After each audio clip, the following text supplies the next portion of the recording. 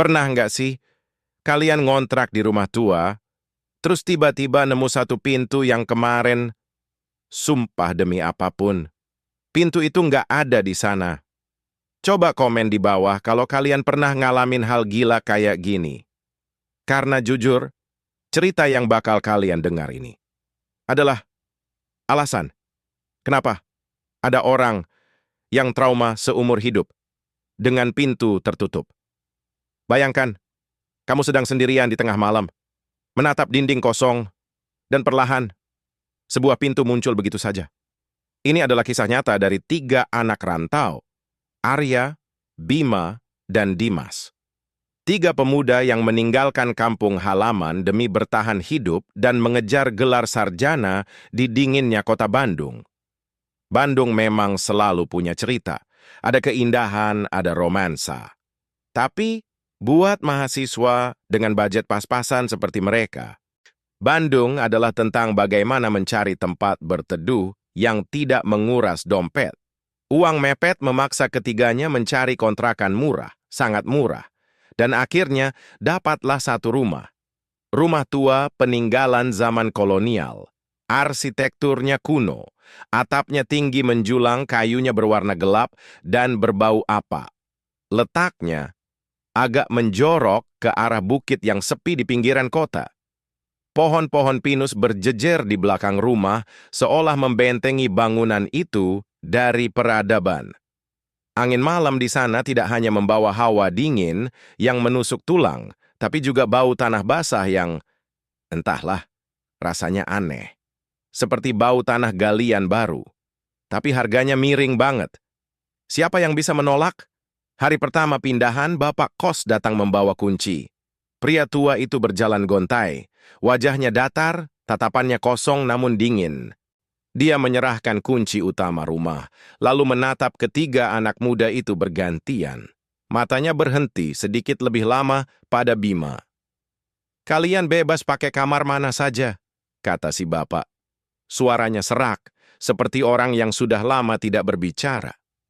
"Tapi ingat satu hal," bapak itu menunjuk ke arah lorong, sempit, di bagian belakang rumah. Lorong yang pencahayaannya paling redup. "Jangan pernah cari tahu apa yang ada di balik tembok ujung lorong belakang. Biarkan saja tertutup. Jangan diusik." Hening sejenak. Arya saling pandang dengan Dimas. Ada rasa merinding tipis merayap di tengkuk mereka. Dimas, yang memang paling penakut di antara mereka bertiga, langsung pucat. Tangannya yang memegang kardus mie instan sedikit gemetar. "Pak, maksudnya gimana? Ada apa emangnya di sana?" tanya Dimas terbata-bata. Tapi bapak kos itu tidak menjawab. Dia hanya berbalik dan pergi begitu saja meninggalkan pekarangan rumah. Bima cuma tersenyum miring. Dia adalah anomali di kelompok itu.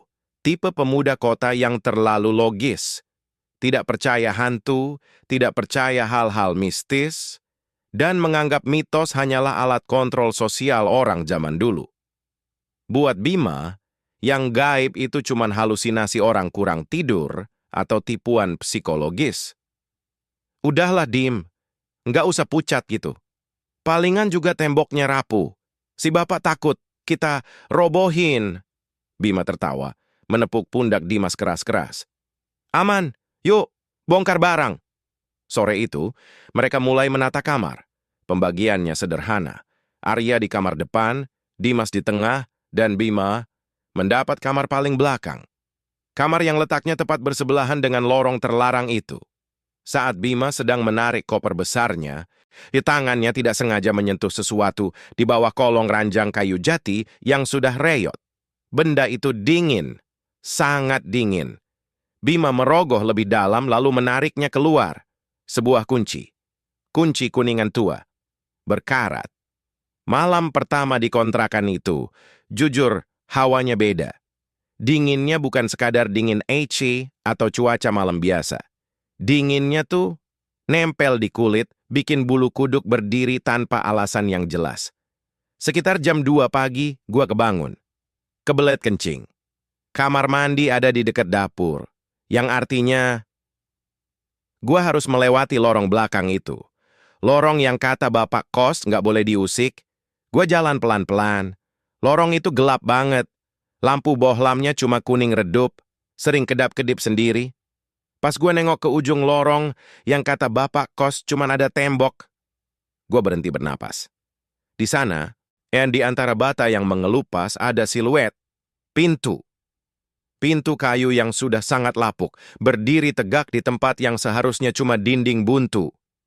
Sumpah, gue kucek mata berkali-kali. Pintu itu nyata. Bentuknya melengkung di atas, persis gaya rumah peninggalan Belanda kuno.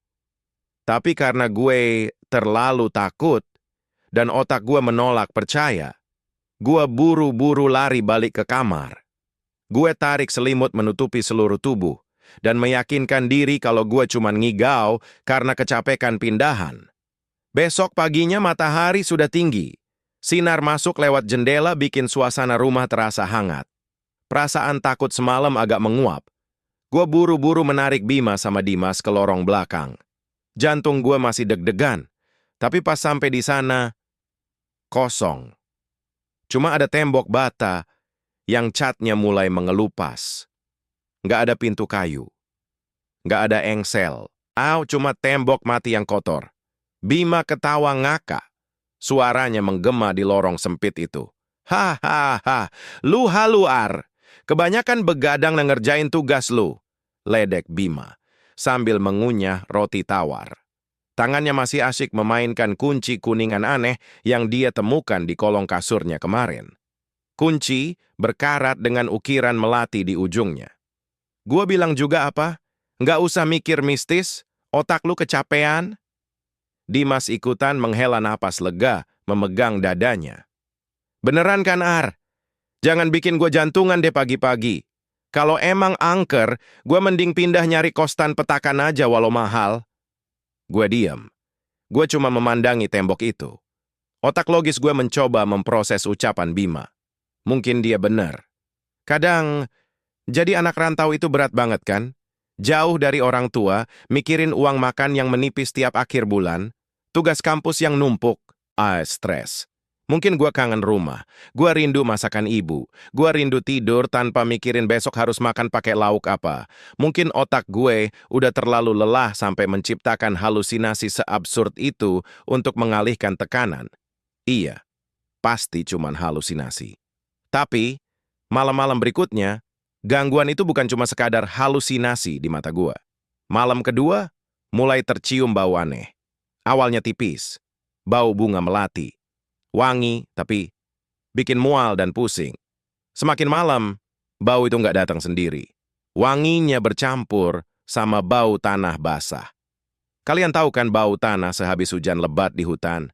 Kayak hawa di Gunung Salak atau Gunung Merapi kalau lagi mendung, lembab. Apa? Bau kuburan yang baru digali. Gue tutup hidung pakai bantal. Tiba-tiba HP gue getar. Dimas di kamar sebelah ngechat gue. Dimas, Ar, lu nyium bau bunga nggak? Tiba-tiba merinding nih gue. Sumpah, gue nggak bisa tidur. Arya, udah tidur aja. Angin dari luar kali, tutup jendela lu. Bukan cuma bau. Sekitar jam 3 pagi, saat suasana benar-benar sunyi terdengar suara. Serik, serik. Suara garukan tipis dari arah tembok ujung lorong. Pelan banget, kayak kuku panjang yang sedang mengikis batu bata secara perlahan. Ritmenya konstan. Srek, srek, bikin ngilu sampai ke gigi. Besok harinya ketegangan makin terasa. Dimas, entah karena iseng atau saking parnonya, memotret lorong itu pakai HP-nya pas maghrib. Waktu pergantian siang ke malam. Yang kata orang tua sering jadi waktu rawan. Bim, Ar, lihat deh.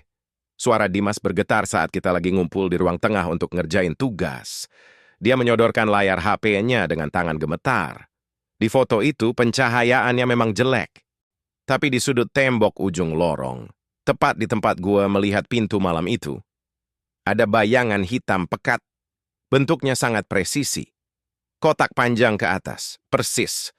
Sebuah pintu yang sedang setengah terbuka. Ini apaan anjir? Dimas sudah mau menangis. Matanya berkaca-kaca. Bima merebut HP itu, ngezoom gambarnya dengan wajah bete. Astaga, Dim. Ini tuh noise kamera. Kurang cahaya makanya blur jadi bayangan hitam. Lu anak kampus masa ginian aja percaya? Jangan norak deh. Bima selalu punya alasan. Bayangan hitam? Katanya noise kamera. Bau melati? Katanya tetangga pasang dupa. Suara garukan? Katanya tikus nyari makan di atap. Bima dan logika batunya benar-benar susah ditembus. Tapi logika Bima, sebentar lagi, bakal hancur, lebur malam itu juga. Malam ketiga, hujan turun, rintik-rintik di luar. Angin kencang bikin jendela kamar bergetar. Udara malam itu dingin banget, sampai menusuk tulang. Gua kebangun lagi. Bukan karena kebelet, tapi karena mendengar suara langkah kaki diseret. Srek, srek. Gua buka pintu kamar pelan-pelan. Di ujung lorong yang gelap gulita, gue melihat punggung Bima. Dia berjalan membelakangi gue. Langkahnya kaku, patah-patah. Kayak orang yang lagi tidur berjalan, atau digerakkan oleh sesuatu. Di tangan kanannya, dia menggenggam sesuatu yang mengkilap terkena pantulan cahaya kilat dari luar jendela. Kunci kuningan, berkarat, dengan ukiran melati itu. Bim, panggil gue setengah berbisik. Takut mengejutkan orang yang lagi sleepwalking. Dia nggak menoleh, sedikit pun tidak. Dia terus berjalan mendekati ujung lorong. Jantung gue berdegup kencang, seolah mau copot.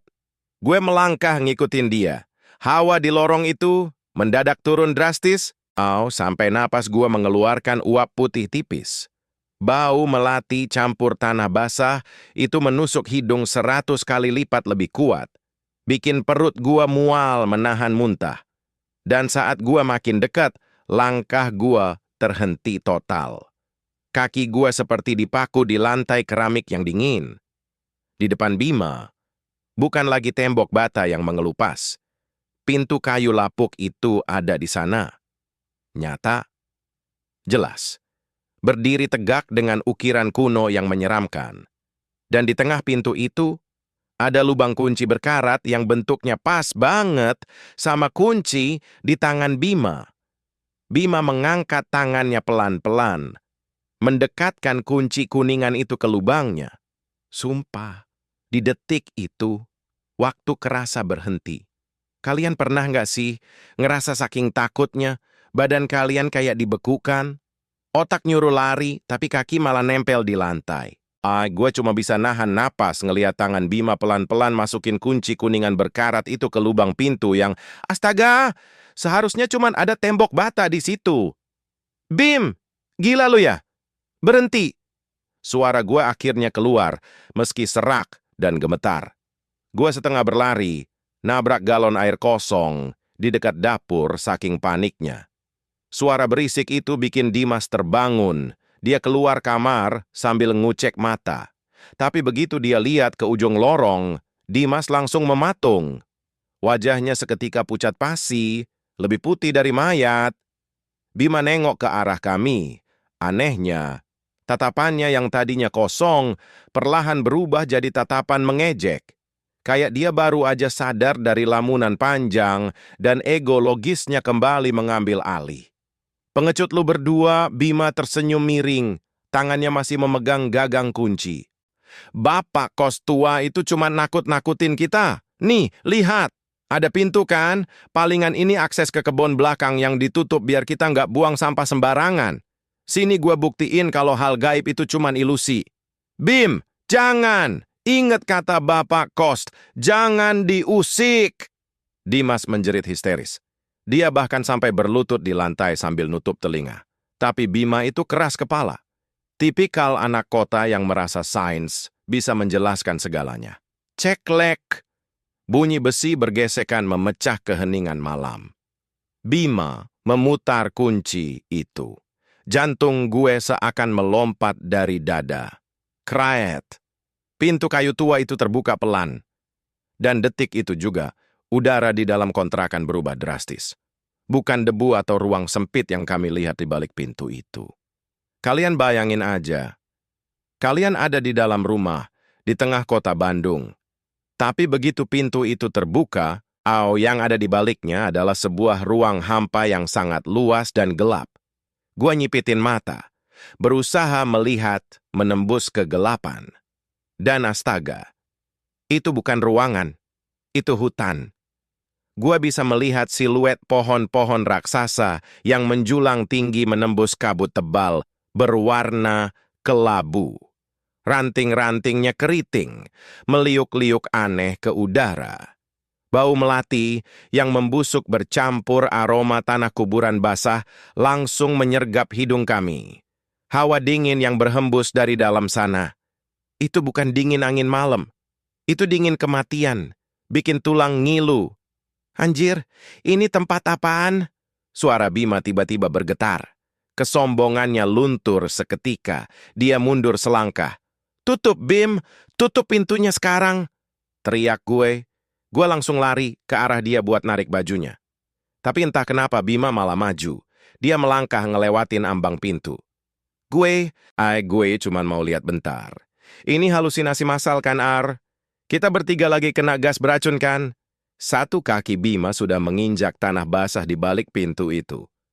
"Bima, balik!" Terlambat.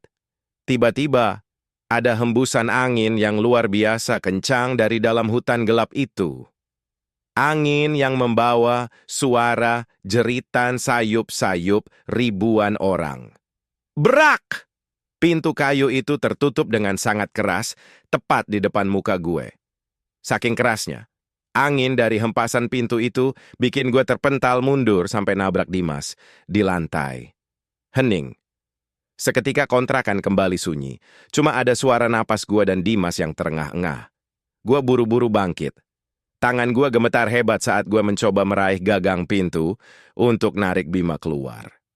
Tapi tangan gue cuma menyentuh permukaan yang kasar dan dingin. Gue meraba-raba dengan panik. Gue garuk-garuk permukaannya sampai kuku gue perih. Kosong. Pintu itu hilang. Gagangnya hilang. Kunci kuningannya hilang. Di depan gue sekarang cuman ada tembok bata tua yang catnya mengelupas. Persis seperti sedia kala. "Bima! Bim! Buka woi, Bima!" Gue mukul-mukul tembok bata itu sekuat tenaga sampai buku jari gue berdarah.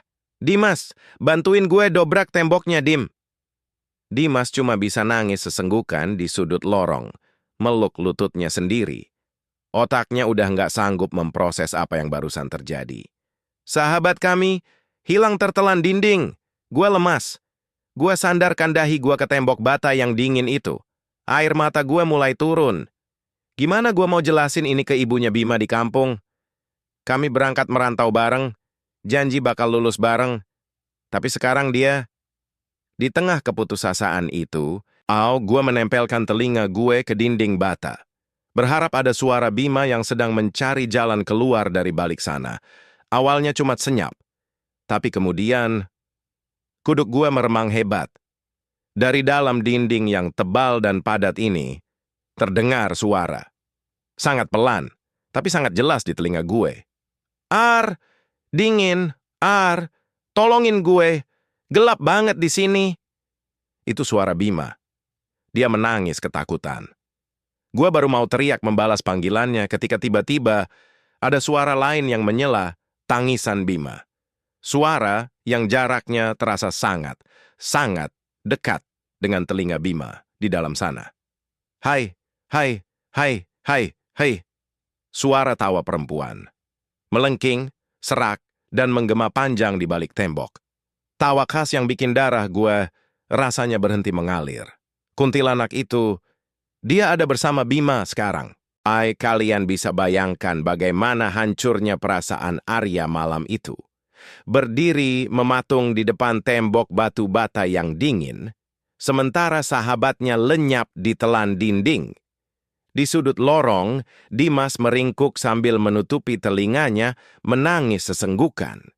Pikirannya sudah hampir gila menghadapi teror ini. Bima hilang.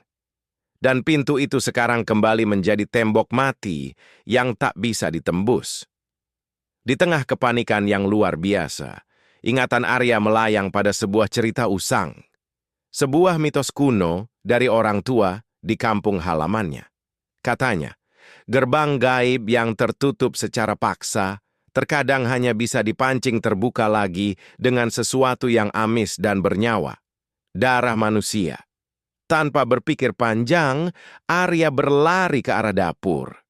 Tangannya gemetar hebat saat meraih sebuah gelas kaca tebal, lalu menghantamkannya ke ujung meja semen. Perang! Pecahan kaca berserakan di lantai. Arya memungut satu keping yang paling tajam. Dimas menjerit tertahan saat melihat temannya itu nekat menggores telapak tangannya sendiri dalam-dalam. Darah segar menetes, merah, amis. Arya berlari kembali ke ujung lorong, sambil menahan perih yang menyengat. Ia mengoleskan darahnya ke permukaan tembok bata yang mengelupas itu. Ia menggambar pola melengkung ke atas, berusaha meniru persis bentuk pintu yang tadi mereka lihat. Hening. 1 detik, 2 detik, lalu udara di sekitar mereka tiba-tiba anjlok ke titik beku. Napas mereka mengeluarkan uap putih. Kriet. Suara gesekan engsel karatan memecah keheningan. Perlahan, sangat perlahan, dari balik goresan darah itu, serat-serat kayu lapuk mulai muncul, menggantikan susunan batu bata yang keras. Pintu itu kembali, terbuka sedikit, menyisakan celah segelap malam. Dim, bangun. Kita harus bawa Bima pulang, ucap Arya dingin walau rahangnya bergetar. Dimas menggeleng kuat-kuat. Ia ketakutan setengah mati. Tapi tatapan mata Arya tidak menyisakan ruang untuk bantahan. Dengan kaki yang lemas, Dimas terpaksa berdiri. Mereka berdua melangkah maju, mendorong pintu lapuk itu dan menembus batas antara dunia manusia dengan alam yang tak seharusnya mereka masuki. Begitu melewati ambang pintu, suasananya langsung berubah total. Tidak ada lagi lorong sempit, tidak ada lagi bau apak rumah tua. Di depan mereka terbentang sebuah hutan lebat yang tak berujung. Pohon-pohonnya besar, batangnya hitam berlumut, dengan akar-akar beringin raksasa yang mencuat dari tanah gembur. Persis seperti hutan lebat di lereng Gunung Salak, namun lebih gelap dan tak tersentuh cahaya bulan sedikit pun. Kabut tebal berwarna abu-abu menutupi pandangan. Udara di sini rasanya hampa, membuat paru-paru sesak setiap kali mengambil napas. Disinilah, di tengah kegelapan dan udara yang menusuk tulang, dada Arya mendadak terasa sakit oleh rasa bersalah yang amat sangat. Tiba-tiba saja ia teringat wajah Ibu Bima di stasiun terminal, tepat sebelum mereka berangkat merantau ke Bandung. Nitip Bima ya, Nak Arya. Dia emang keras kepala, mulutnya kadang ketus, tapi hatinya baik. Jangan sampai dia kenapa-kenapa di tanah orang. Kalian harus lulus bareng. Pesan itu terngiang-ngiang, menikam ulu hatinya. Air mata Arya menetes, bercampur dengan keringat dingin. Ia tidak akan pulang tanpa Bima. Pantang bagi anak rantau untuk saling meninggalkan temannya sendirian dalam bahaya. Mereka terus berjalan perlahan menembus kabut. Tanah yang mereka pijak terasa sangat lembek, seolah siap mengisap kaki mereka ke dasar bumi kapan saja. Bau anyir darah dari tangan Arya bercampur dengan wangi melati busuk semakin pekat mencekik leher. Tiba-tiba, langkah Dimas terhenti. Tangannya menunjuk dengan gemetar ke arah ranting pohon berduri di depan mereka. Di sana, tersangkut sehelai kain. Jaket flanel kotak-kotak merah. Itu jaket Bima. Buktinya sudah ada di depan mata. Bukan halusinasi. Bima benar-benar ada di dalam sini. Tapi, mereka tidak sendirian di hutan gaib ini. Dari ekor matanya, Arya melihat sesuatu berkelebat cepat di balik bayangan pohon pinus raksasa. Putih, kusam. Bentuknya tinggi menjulang menyerupai guling, terikat di bagian atas kepalanya. Sosok pocong. Makhluk itu tidak melompat, Hanya berdiri miring diam mengawasi kedatangan mereka dari balik kegelapan. Arya menelan ludah paksa, memaksa dirinya untuk tidak melihat lurus ke arah sana dan langsung menarik tangan Dimas agar terus berjalan menunduk. Namun teror alam lain tidak berhenti di situ. Sresek! Sresek! Suara dahan pohon berderak pelan terdengar tepat dari atas kepala mereka. Arya dan Dimas mendongak perlahan, digerakkan oleh insting murni. Di dahan pohon besar yang melintang di atas jalan setapak itu, ada sepasang kaki pucat pasi yang menjuntai, berayun-ayun pelan. Kain putihnya kotor terkena noda kecoklatan tanah kuburan. Sosok itu tidak menampakkan wajahnya. Hanya rambut hitam pekat yang panjang terurai hingga ke bawah menutupi seluruh wujudnya. Tapi tekanan energi dari makhluk itu luar biasa berat. Membuat lutut Dimas nyaris rubuh ke tanah karena mual. Itu dia, sang penunggu, pemilik tawa lengking yang tadi terdengar dari balik tembok. Arya memalingkan wajah, merem melek membaca doa apa saja yang terlintas di kepalanya berulang-ulang. Abaikan, jangan dilihat, fokus, cari Bima, batinnya berteriak. Setelah berjalan menembus kabut tebal entah berapa lama, pandangan mereka sedikit terbuka di area sebuah pohon beringin tua yang luar biasa besar, dan di sela-sela akar raksasanya ada seseorang. Pria itu tertelungkup tak bergerak, kaos oblong abu-abunya kotor oleh lumpur hitam.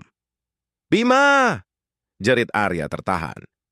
Tanpa mempedulikan rasa takut dan sekelilingnya yang mengancam, Arya berlari menghampiri sosok itu.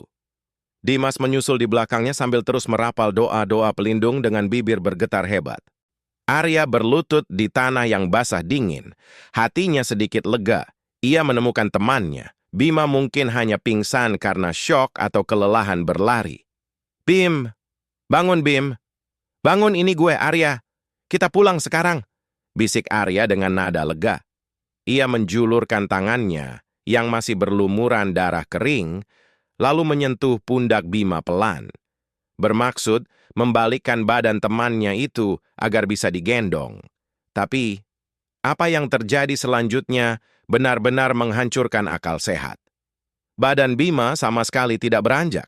Posisinya tetap kaku tertelungkup menghadap tanah. Namun, saat tangan Arya mencengkeram pundaknya, leher Bima berputar perlahan ke belakang. Krek! Krek! Krek! Suara tulang leher yang diputar paksa terdengar sangat keras dan nyaring, memecah kesunyian hutan mati itu. Kepalanya berputar 180 derajat ke belakang, kini menghadap tepat ke wajah Arya. Bibir Bima menyeringai sangat lebar. Terlalu lebar hingga ujung bibirnya hampir merobek pipinya sendiri. Dan matanya, tidak ada bagian hitam di sana. Hanya bola mata putih susu yang melotot tajam menembus jiwa Arya. Hai, hai, hai, hai. Sudah terlambat.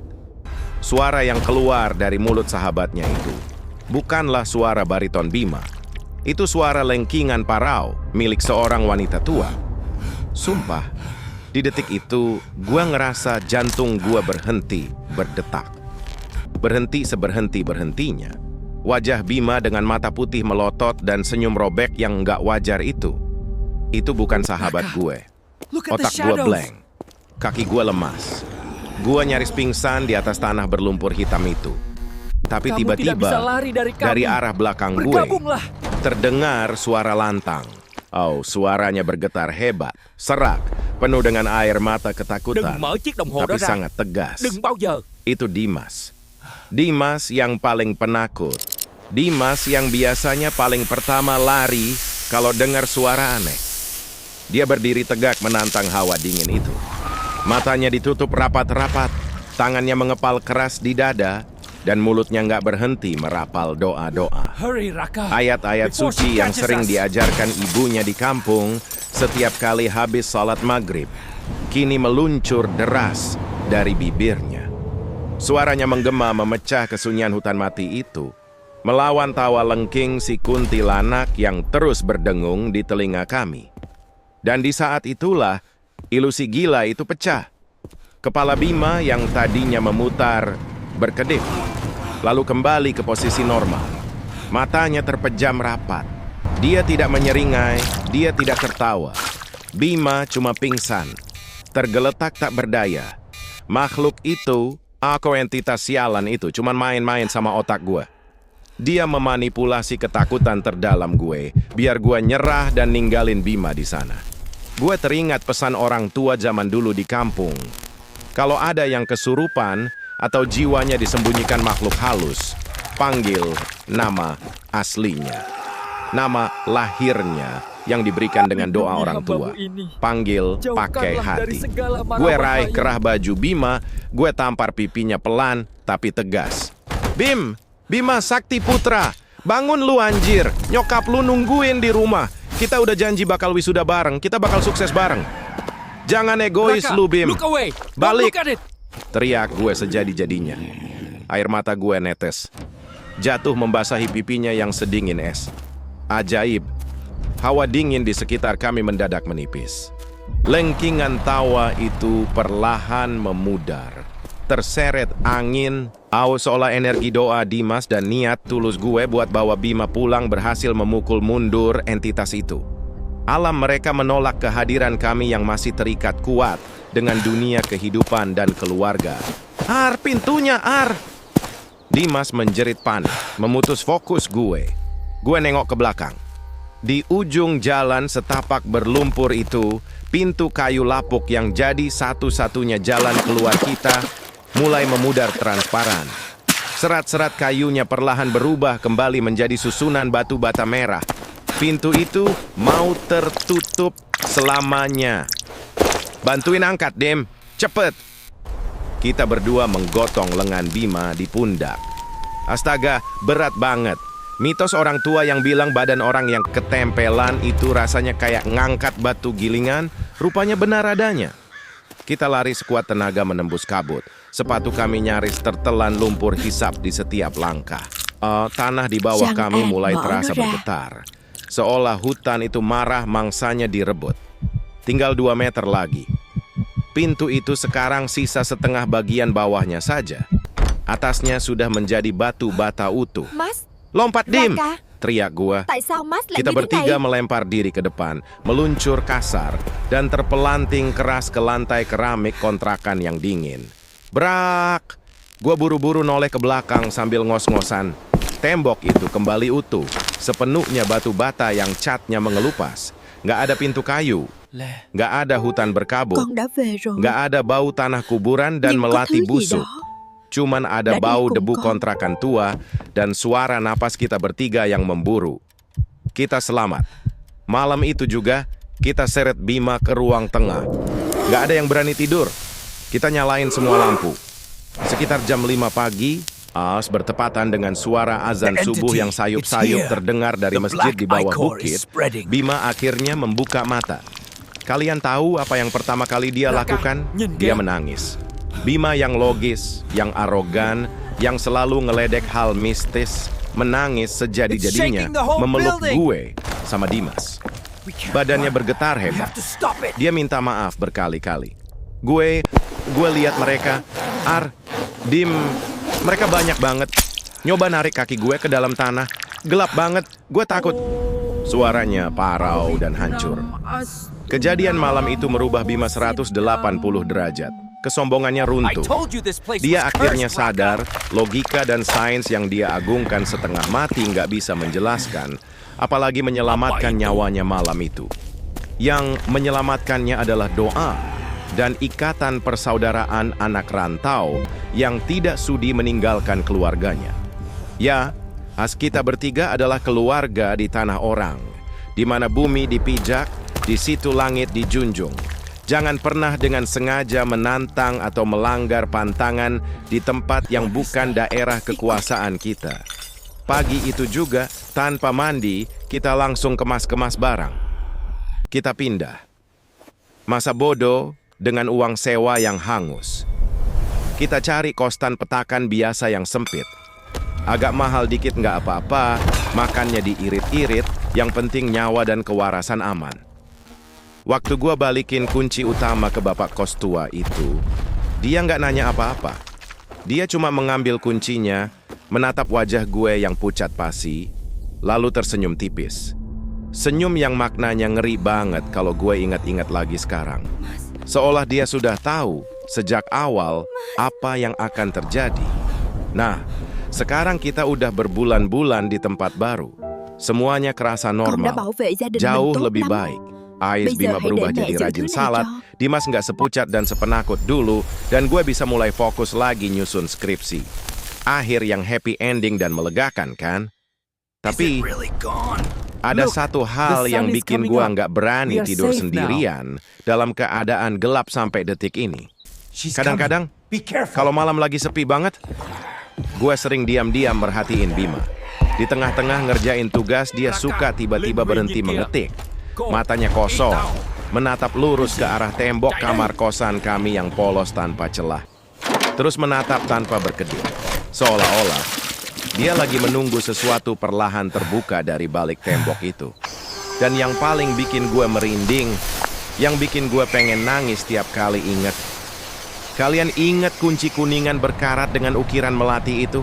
Gue inget betul. Sumpah demi Tuhan, gue udah lempar kunci sialan itu ke aliran deras sungai Cikapundung pas kita di perjalanan pindah kos hari itu. Gue lempar sejauh mungkin ke dasar sungai.